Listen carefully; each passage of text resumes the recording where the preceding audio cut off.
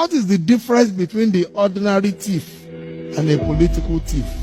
Number one, the ordinary thief steals your money, your bag, your watch, and your jewelry, isn't it?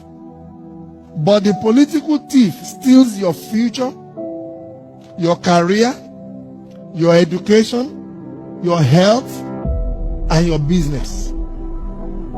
Number two, the hilarious part is that the ordinary thief will choose whom to rob. But you are the one who choose the political thief to rob you. Because we choose them. We vote them. We blindly say we are not blind. Who is deceiving who? The ridiculous part of the whole issue is that we will fight to defend and protect our belongings from the ordinary thief. Is it not? But we fight each other to defend and protect the political thief. Is that not what we do?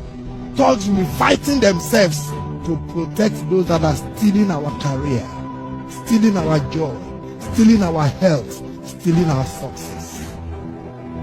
What a shame. What a travesty. Calls for us to think and think deep